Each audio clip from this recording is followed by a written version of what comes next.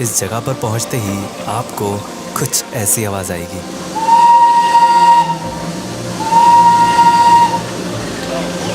और क्या पता ये ट्रेन आपके साथ साथ ही चलने लगे। कहीं दूर इन पहाड़ों के ऊपर से झांकती इंडिया की सबसे हाईएस्ट पीक भी दिखेगी। और अगर रास्ते में आपको चाय की खुशबू भी आने लगे तो समझ जाइए आप वेस्ट बंगाल की सबसे खूबसूरत जगह दार्जिलिंग में हैं।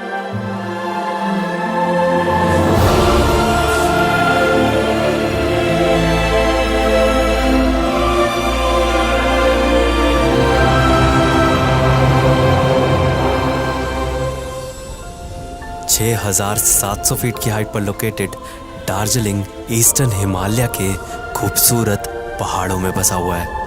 और इसकी खास बात यह है कि यहाँ इन ऊंचे पहाड़ों में भी ट्रेन चलती है। और इसी वजह से यहाँ पर है इंडिया का हाईएस्ट रेलवे स्टेशन।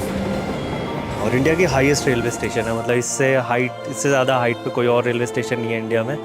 और सोचो इतनी ज़्यादा हाइट पे होने के बाद भी स्टीम इंजन है जिसके थ्रू ये टॉय ट्रेन ऊपर तक आती है। कोई और जैसे कोई डीजल का इंजन नहीं है, वो स्टीम इंजन है जिससे टॉय ट्रेन इतनी ज़्यादा हाइट तक आती है। इंडिया की highest railway Darjeeling Himalayan railways, जहां आपको आज भी सालों पुराने स्टीम इंजन बस ऐसे ही रोड पर घूमते दिख जाएंगे, जिनमें से कुछ स्टीम इंजन्स तो 100 साल से भी ज़्यादा पुराने हैं।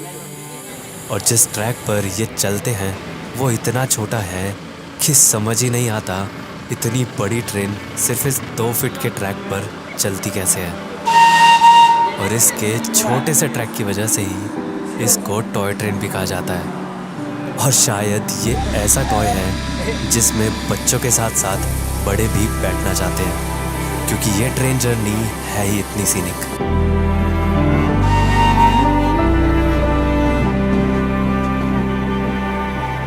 जैसे मतलब आप दार्जिलिंग में आएंगे तो आपको काफ़ी ज़्यादा एक हिस्ट्री वाली फील आएगी, क्योंकि यहाँ पे अभी भी बहुत सारी चीज़ें ऐसी जो बहुत टाइम से प्रिजर्व करी हुई हैं। यहाँ की ऐसी बहुत सारी बिल्डिंग्स हैं। और दार्जिलिंग में जब मैंने यहाँ के एरिया घूमा, जब दार्जिलिंग में मैं आसपास के एरिया में गया, थोड़े बहुत लोगों से बात करी, तो मैंने देखा यहाँ पे ना नेपाली बहुत ज़्यादा बोली जाती है। ऑब्वियसली मतलब ये थोड़ा नेपाल के बॉर्डर से काफ़ी ज़्यादा पास है दार्जिलिंग, तो यहाँ पे नेपाली और बुद्धिस्ट कल्चर थोड़ा सा मिक्स है। बट मैंने सोचा था बंगाली बोलते होंगे, नहीं, बट यहाँ पे लोग ज़्यादातर नेपाली बोलते हैं। और सिर्फ दार्जिलिंग में ही आपको 3-4 लैंग्वेजेस मिल जाएगी, जैसे कि नेपाली, बंगाली, हिंदी। मतलब इंडिया के हर कोने में आपको एक अलग लैंग्वेज मिल जाएगी, चाहे वो नॉर्थ इंडिया हो या साउथ इंडिया हो। और ऐसे ही मुझे ट्रैवल करते करते रियलाइज़ हुआ कि एक लैंग्वेज से तो काम नहीं चलेगा, मतलब आपको एटलीस्ट 2-3 लैंग्वेजेस तो देखो आनी चाहिए। और वो भी तब जब घर बैठे या ट्रैवल करते हुए भी कोई भी लैंग्वेज सीखना इतना ईजी हो गया है ड्यूलिंगो की वजह से, जो कि वर्ल्ड की सबसे पॉपुलर और फ्री लैंग्वेज लर्निंग ऐप है, जिसे आप फ्री में डाउनलोड कर सकते हैं किसी भी ऐप स्टोर से। और बस एक गेम की तरह इससे आप बहुत ही ईजिली 40+ लैंग्वेजेस में से कोई सी भी लैंग्वेज सीख सकते हैं, जैसे कि हिंदी से इंग्लिश या इंग्लिश से फ्रेंच। तो आप कौन सी लैंग्वेज सीख रहे हैं? लैंग्वेज भले ही अलग अलग हो, बट दार्जिलिंग में आते ही सबका एक ही मन होता है यहाँ की टॉय ट्रेन में सफ़र करने का। तो चलो अब इस सफ़र को शुरू करते हैं। ट्रेन के चलने से पहले ही इंजन में स्टीम को रेडी कर लिया जाता है।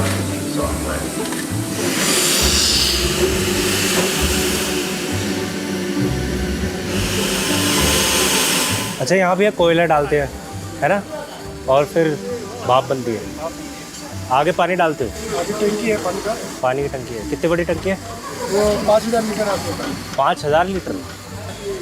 अगर कोयला पानी गर्म होता है, जो कोयला था उससे भाप होता है, स्टीम होकर यहाँ दिखाता है स्टीम कितना है। अच्छा, डाउन होने के बाद नहीं चलेगी। अच्छा अच्छा। अभी जैसे 150 दिखा रहा है, पूरा टनाटन है। टनाटन है।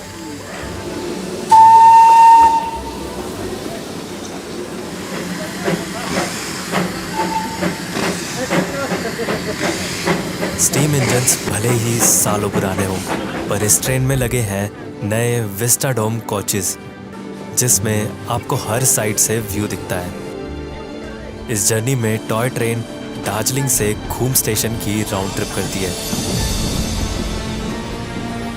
और क्योंकि घूम दार्जिलिंग से लगभग 1000 फीट ज़्यादा ऊंचाई पर है, तो उसकी स्टीपनेस को कम करने के लिए इन दो स्टेशन के बीच में बना है एक लूप, जिसका नाम है बताशे लूप। और इस लूप में घूमकर टॉय ट्रेन इतनी ज़्यादा हाइट पर भी आराम से चढ़ जाती है।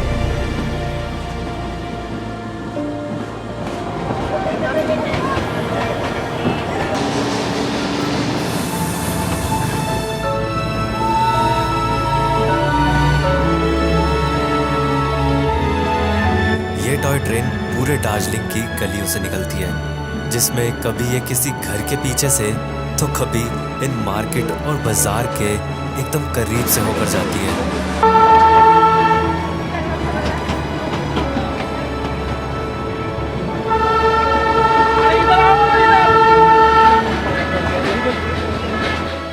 रोड के साइड में ट्रैफिक जा रहा है और ट्रेन भी जा रही है, और उसी के साथ में आपकी मार्केट भी पूरी लगी हुई है ट्रैक के एकदम साथ ही साथ। और मार्केट के साथ में से निकल के जा रही है पूरी टॉय ट्रेन, और कुछ इंचेस का गैप या फिर कहीं कहीं तो इंचेस का भी गैप नहीं है प्रॉपर।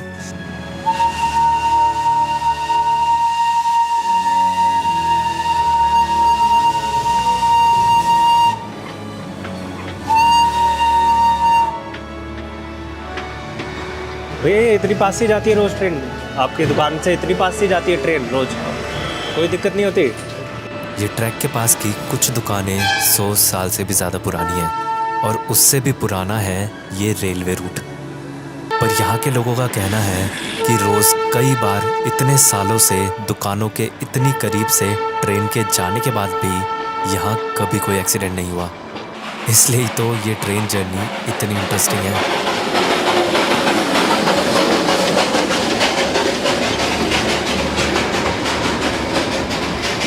पर अगर आपको लग रहा हो कि इस ट्रेन से पुराना और फेमस तो दार्जिलिंग में कुछ है ही नहीं, तो ऐसा बिल्कुल भी नहीं है।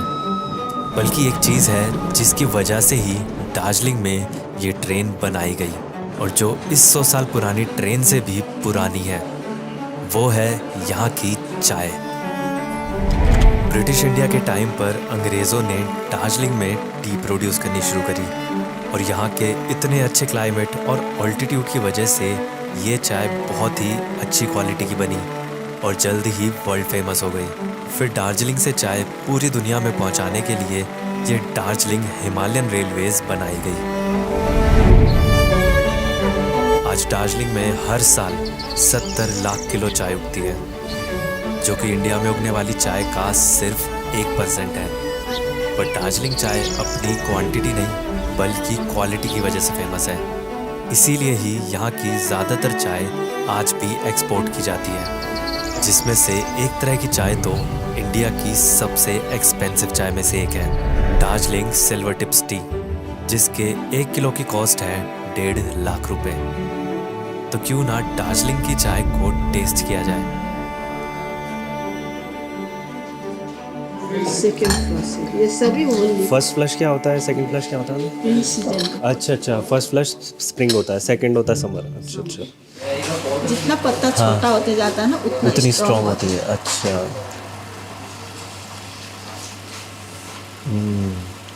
तो बहुत स्ट्रॉन्ग है। सही। मैंने यहाँ इतनी चाय टेस्ट करी कि मुझे यहाँ की चाय की आदत हो गई, पर एक और आदत हो गई जो शायद अच्छी भी है, ड्यूलिंगो से लैंग्वेज सीखने की। मैं भूल जाऊँ बट ड्यूलिंगो याद रखता है। दार्जिलिंग में आपको टी गार्डन्स तो आसानी से दिख जाएंगे, पर यहाँ की जो सबसे खूबसूरत चीज़ है वो इतनी आसानी से नहीं दिखती। यहाँ से दिखने वाली इंडिया की सबसे हाईएस्ट पीक कंचनजंगा दार्जिलिंग में मैं एक हफ्ते से था, जिसमें से कई दिन मैं रोज़ सुबह उठकर बस उसके दिखने का इंतज़ार करता था। और सिर्फ मौसम का साफ़ होना ही काफ़ी नहीं, बल्कि उस पीक को देखने के लिए बहुत साफ विजिबिलिटी भी चाहिए। और मुझे तो ऐसा लगने लगा था कि वो शायद मुझे दिखेगी ही नहीं। पर एक दिन जब सुबह हुई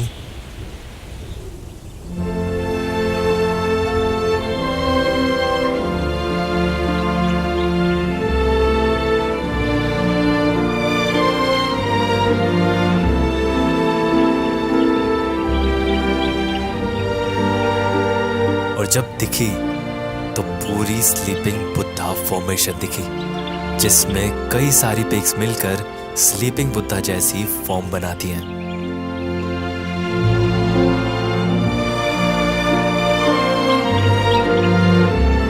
जो सच में बेहद खूबसूरत दिख रहा था।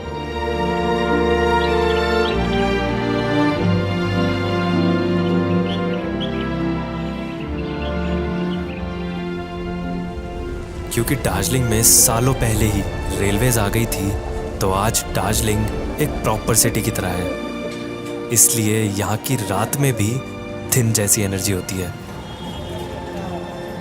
पर यहाँ से सिर्फ 15 किलोमीटर दूर एक विलेज में आप सुकून और शांति को करीब से महसूस कर सकते हैं। ये जगह है लेपचा जगत।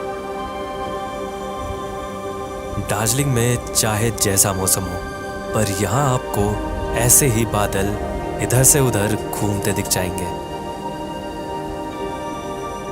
पर यहाँ के इस खूबसूरत पाइन फॉरेस्ट में आते ही ये जगह एक सपने जैसी लगने लगती है।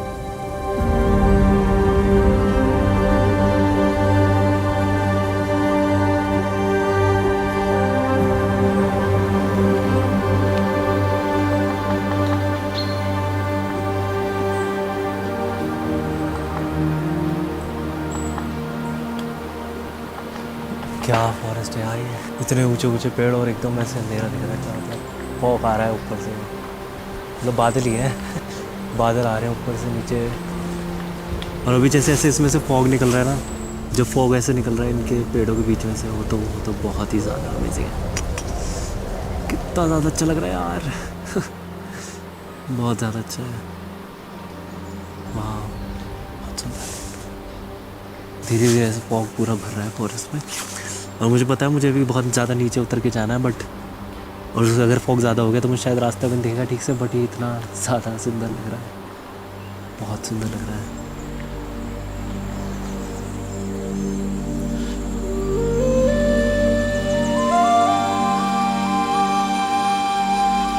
कितनी ही ऐसी जगह होती है जहां आपको अपने होने का एहसास होता है। खामोशी ऐसी कि आपको अपनी सांसें तक सुनाई दे। लेपचा जगत का ये फॉरेस्ट ऐसी ही एक जगह थी।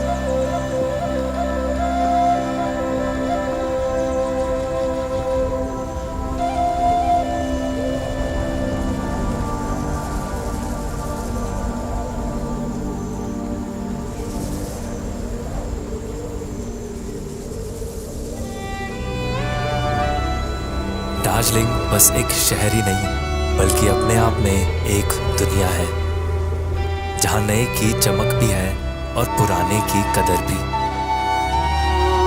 जहां चहल पहल भी है और खामोशी भी, जहां कुछ किलोमीटर में ही मौसम बदल जाता है। कई रूप, कई रंग, कई भाषा है इसकी। तभी तो दार्जिलिंग बस एक शहर नहीं, बल्कि अपने आप में एक दुनिया है।